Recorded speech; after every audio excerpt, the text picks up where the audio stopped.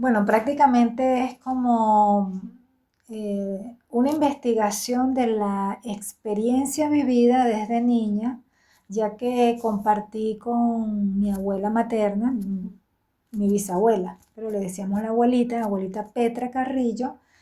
Ella no recuerdo de qué etnia era, pero siempre nos decían que su abuelita es indígena y nos llamaba la atención por la forma característica de la vida cotidiana de ella.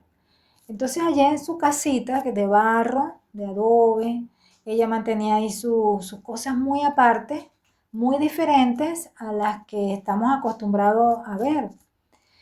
Y ella tenía esa particularidad de contarnos lo que llamamos las historias narradas oralmente, nada escrito porque ella no sabía escribir, pero tenía una narrativa de todo. Todo tenía, para cada cosa tenía un fin, un porqué, tenía algo que contar y era muy interesante. Por ejemplo, en las tardes ella nos sentaba en un mueble que ella llamaba el catre social o el catre familiar, un mueble grandote en la sala de su casa y allí sentaba a todos sus bisnietos, porque eran todos bisnietos. Entonces allí comenzaba a contarnos tantas cosas de los loros, nos cantaba coplas, eh, cuentos que ella se sabía pues de cada cosita. Lo utilizaba también como para darnos temor, pues infundirnos un temor para que nos portáramos bien. Y muchas leyendas, leyendas que estamos acostumbrados acá en el llano, que si la Llorona, la Sayona, que el muerto sin cabeza, y era su manera pues de transmitir esa parte de la cultura. Aparte que nos hablaba de todo lo que era el conuco, el huerto familiar, ella tenía allí su albahaca, romero, tenía manzanilla, que si el culantro, el cebollín, todas esas cosas ella las colocaba allí. Tenía en su mesa unas cajitas de fósforo que las llenaba de semillas y ella siempre decía de algunas semillas, ella escoge cualquier cajita, entonces ella las tiraba así, uno agarraba una y cuando la abría, es de frijol, ella contaba cualquier historia del frijol. Es de maíz, bueno, con el maíz hacemos esto, que si las arepas, la cachapa. Entonces siempre nos fue llenando de todo eso ancestral. Por ejemplo, su vestimenta, lo que llamaban ellos camisones, que es como un solo corte, su vestido, usaba sus apargatas, usaba aquí en las orejas de zarcillos, era una pajita, pues pajita que nace por allí silvestre, ella un trocito y se lo colocaba en cada oreja. Por ejemplo, comía cosas que ella prácticamente sembraba allí. Y en la parte artística, pues toda esa narrativa, hablando sobre los cuentos, coplas, las leyendas. Y también tenía, recuerdo muy bien que eso también me inspiró mucho en esta, vamos a decir, en esta investigación a través de las vivencias ya con ella. Y se trata de un tinajero. Ella tenía su tinajero, hecha su tinaja de barro, allí colocaba las piedras que ella misma seleccionaba en la quebrada, en el río, y ella tenía como su sabiduría ancestral. Claro, ella las lavaba, las colocaba en agua hirviendo y después las colocaba allí dentro de la tinaja. Y el secreto era esas piedritas, su función era mantener el agua fresca, el agua de esa tinaja. No le gustaba que le tocaran la tinaja, o sea, era muy aseada en esa parte y delicada. Para tomar el agua había un plato de peltre que tapaba la boca de la tinaja, allí varios pasitos, pero había uno grande que ese era para uno servirse el agua. Entonces, ella fue como inculcando eso. Aparte, mi abuela, Anselma, también le gustaban las coplas, también nos fue metiendo por allí. Y le gustaba todo lo que era la parte artesanal.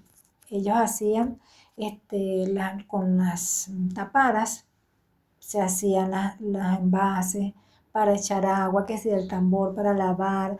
Tenían, por ejemplo, no recuerdo ahorita cómo se llama, pero tenían un pedazo de palo que era como un bate grueso, pero no era pesado. Lo hacían de una manera liviana, eso era para lavar la ropa.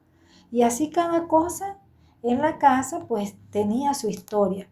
Las cucharitas para comer también de lo que llaman totumo o tapara. Y por ejemplo, en la parte de artística visual, en la parte de la pintura, me enseñaron, por ejemplo, todo lo que tiene que ver, que esa es otra parte que estamos explorando, pintar con las hierbas, con las plantas, sean verdes, sea secas, también con la misma arcilla que llaman la tierra de los montículos de los bachacos, también se prepara de una manera que te sirve para pintar.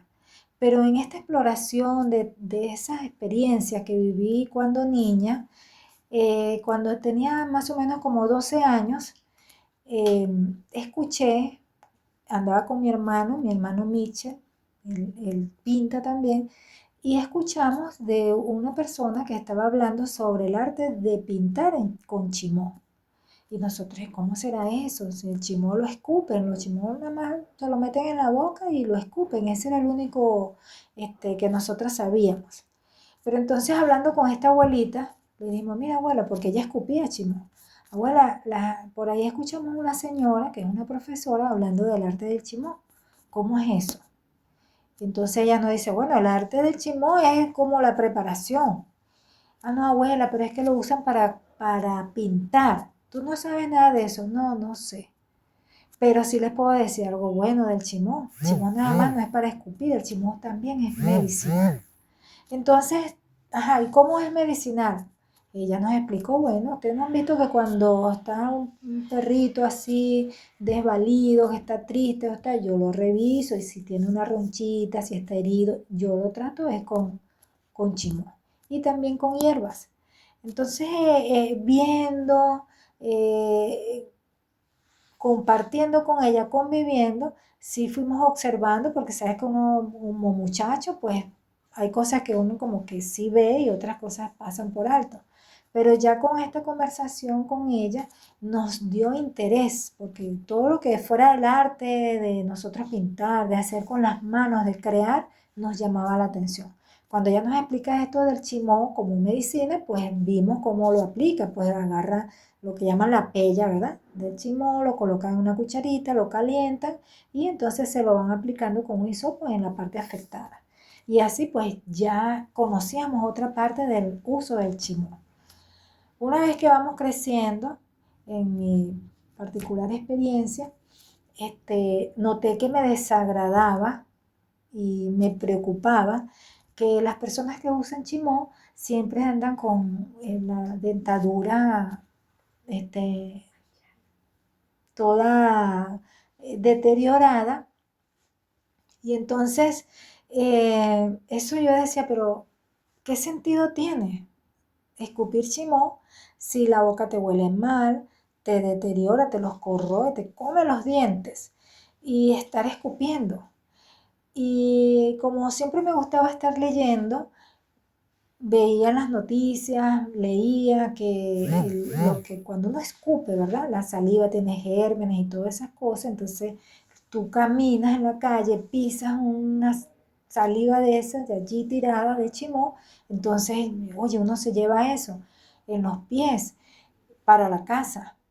Y aparte que estéticamente, en cuanto a salud pública, o sea, también o sea, me desagradaba mucho, todavía me desagrada.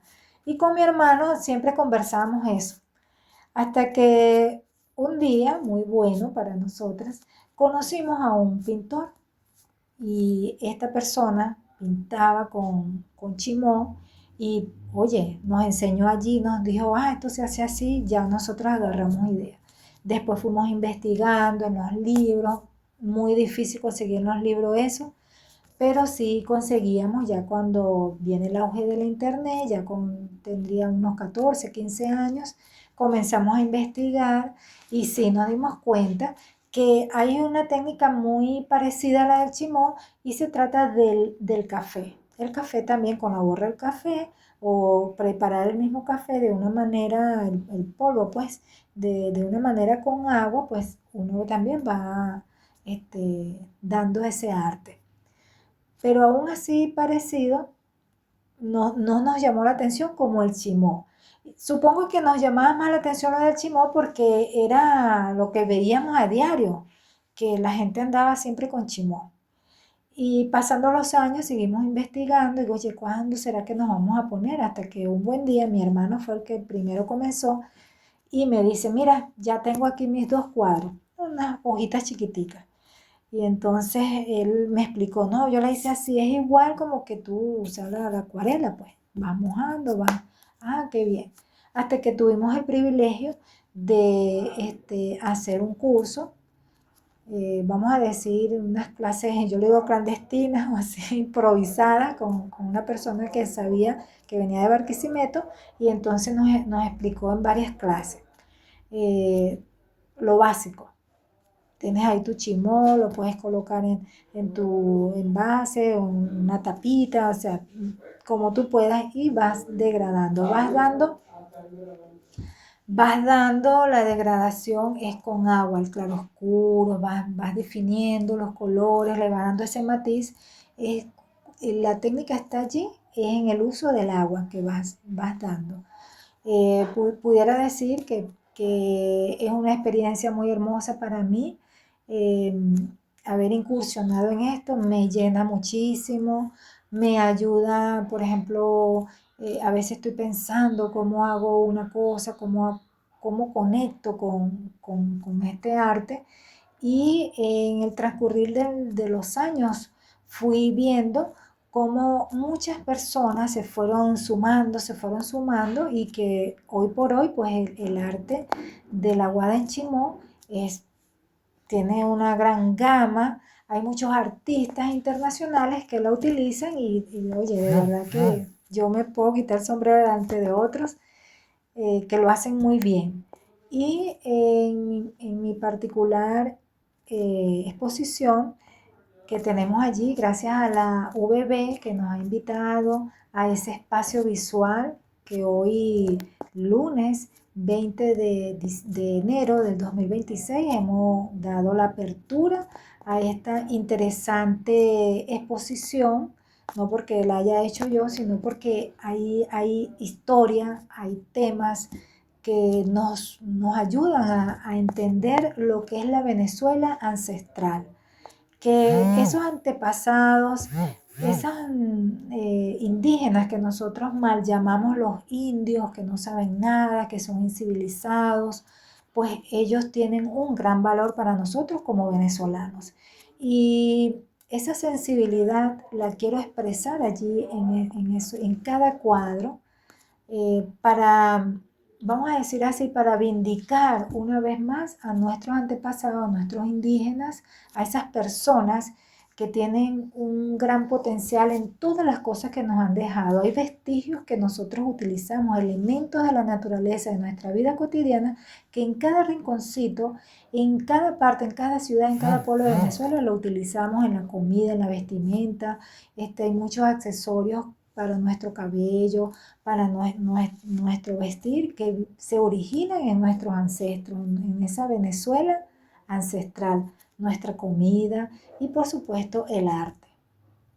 En los elementos temáticos, principalmente tomé esos elementos de la naturaleza de nuestra Venezuela, que a través de los libros de historia, que desde la primaria y lo que es nuestra educación como escolares acá en Venezuela, conocemos, por ejemplo, la churuata, que ese es su casa, su hogar, algo muy importante y muy identificativo, esa churuata que es preparada, elaborada o construida con una estructura muy sencilla, pero que utiliza elementos de la naturaleza, la selva, la madera, el adobe, que es el barro de la tierra, todo lo que llaman el chiribitá, las chamisas, que es como decir el monte seco, la hierba seca que utilizan para darle esa resistencia. Además de eso, la palma, el moriche, que sirve de techo. Esos son elementos ancestrales que en la actualidad los tenemos porque son parte de la naturaleza y que nuestros indígenas la han utilizado y que nosotros en la actualidad hay muchas casas que tenemos una churuata, decimos, ay, un caney, tenemos un caney.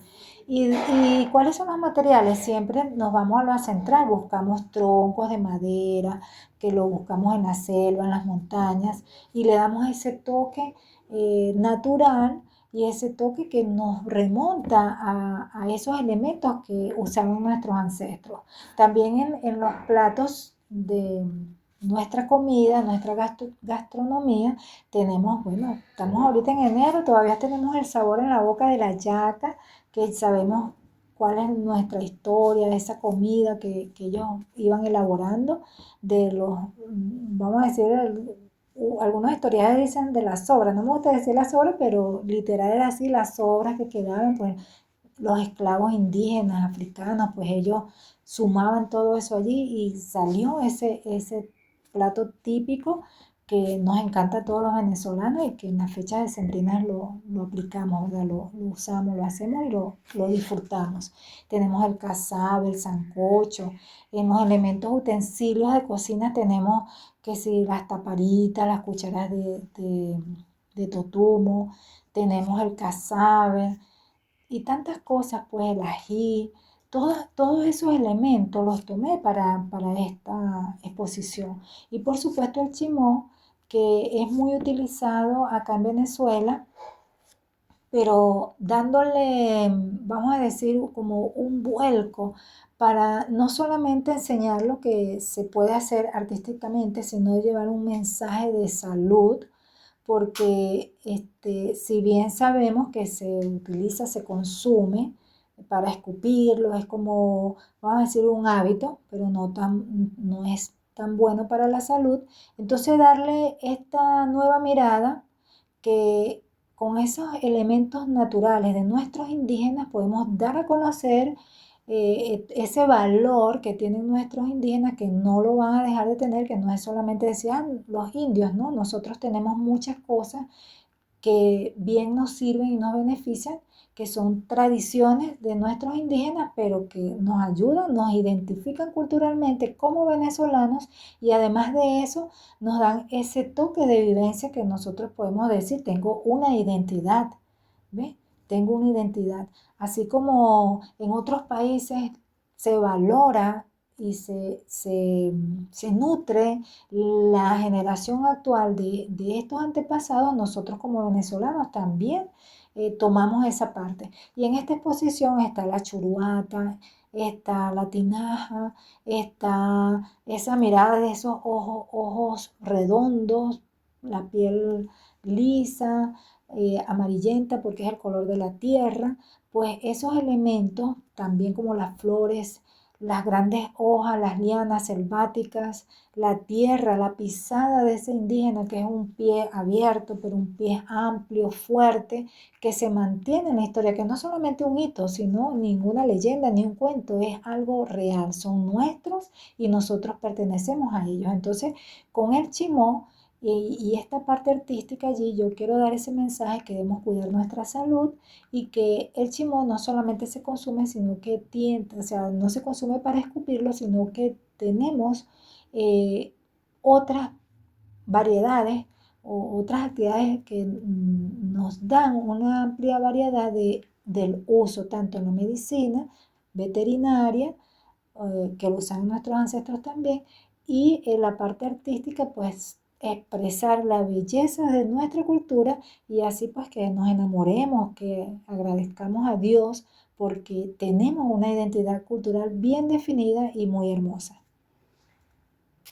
En estos cuadros artísticos he plasmado algunos salmos eh, que son como emblemáticos, que hablan sobre el poder hacedor y creador de nuestro Dios.